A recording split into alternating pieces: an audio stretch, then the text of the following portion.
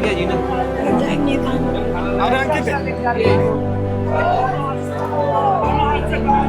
हमारे साथ मोहम्मद जुनैद हैं जो कि लगातार यहाँ पे लोगों को खाना खिला रहे हैं कोकरोच जनता पार्टी के प्रोटेस्ट में। आ गया जी ना।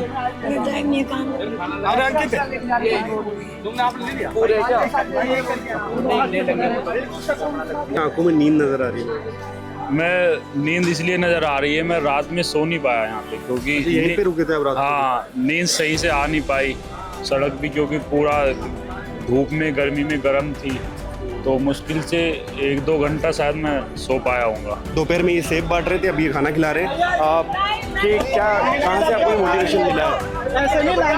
ये मोटिवेशन हमें इसलिए मिला है कि जो किसी भी देश की रीढ़ होती है वहाँ की शिक्षा व्यवस्था, और उसी शिक्षा व्यवस्था को तोड़ने का प्रयास किया जा रहा है ताकि लोग शिक्षित ना हो, अपने हक के लिए आवाज़ ना उठा सकें।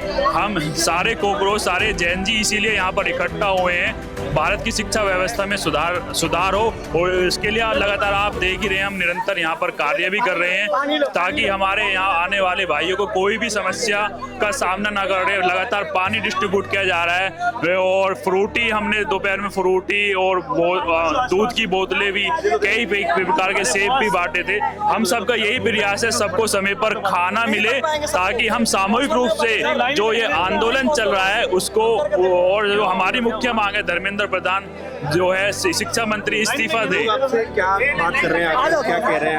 आप खिलवाइए, खाना खिलवाइए, खाना खिलवाते हुए बात करिए आप। जी जी जी।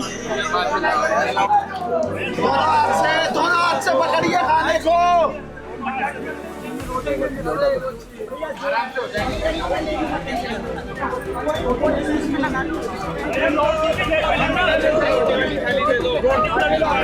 फिर मैं वो कौन सी बात है जो आपको इतना ज़्यादा ये करने के लिए कह रही है कि नहीं यार यहाँ पे इन बच्चों को ज़रूरत है, खाना तो खिलाना ही पड़ेगा? नहीं, वो हम ऐसा इसलिए कर रहे हैं कि किसी भी देश की रीढ़ होती है शिक्षा व्यवस्था, और अगर उसी शिक्षा व्यवस्था, वही शिक्षा व्यवस्था चरमरा जाए तो फिर देश का क्या हो। सबसे मस्ट है एजुकेशन। जिस देश की शिक्षा व्यवस्था अच्छी होगी वो देश अच्छा होगा, और जिस देश की शिक्षा व्यवस्था चरमरा जाएगी उस देश की अर्थव्यवस्था भी चरमरा जाएगी और उसका सब कुछ चरमरा जाएगा। आप देखिए नीट के पेपर में किस तरह लाखों लाख बच्चों ने मेहनत करके पेपर दिया, लेकिन उनको पता चला कि नीट का पेपर लीक हो गया।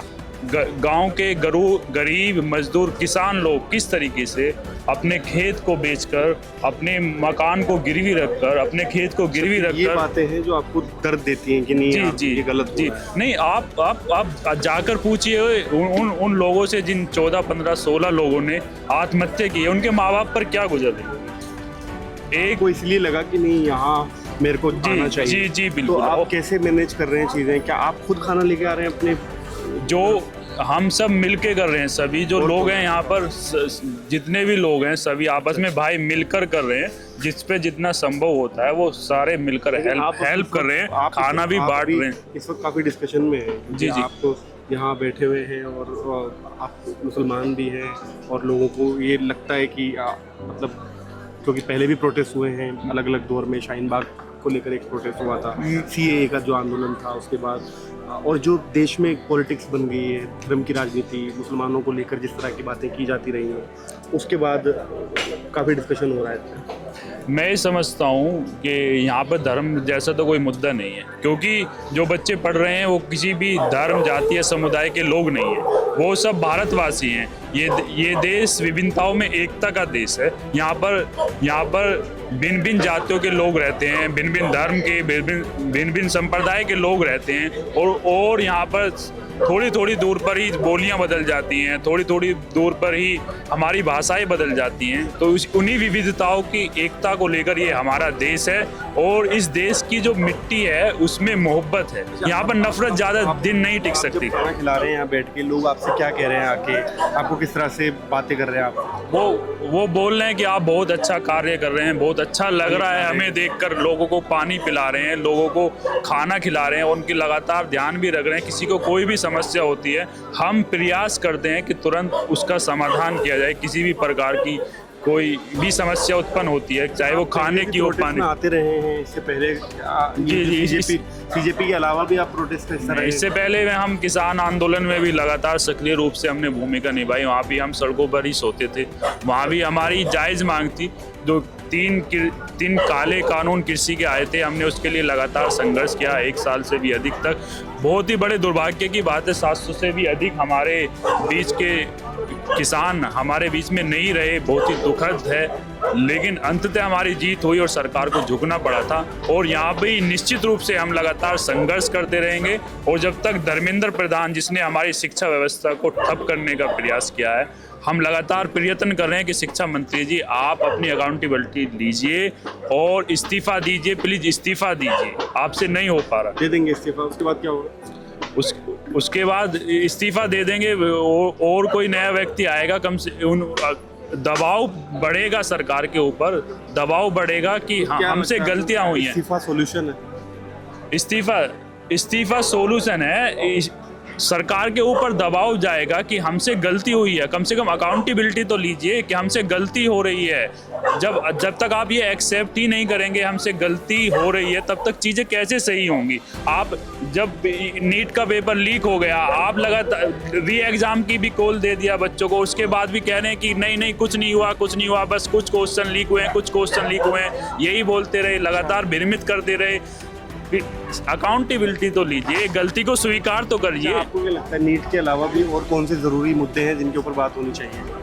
इसके अलावा भी जो ज़रूरी मुद्दे हैं, ईवीएम का मुद्दा है, एसआईआर के नाम पर जिस पूरे देश में किस तरीके से लाखों करोड़ों लोगों के वोट को काटने का प्रयास किया। लोकतंत्र में सबसे बड़ा अधिकार वोट का अधिकार होता है। अगर उसी अधिकार को आप छीन लेंगे, उसी का आप दिन दहाड़े चीरहरण कर देंगे, तो फिर एक अच्छा लोकतंत्र कैसे कहलाएंगे आप? हम कहते हैं कि हमारा जो लोकतंत्र है विश्व का सबसे अच्छा लोकतंत्र है और सबसे बड़ा हमारा लिखित संविधान है, लेकिन वो सिर्फ कागजों में लिखने के लिए थोड़ी ना है, वो अमली जामा पहनाने के लिए है। अभी आपसे अलग अलग मीडिया के लोग आके मिल रहे होंगे, किस तरह के सवाल हो रहे हैं आपसे?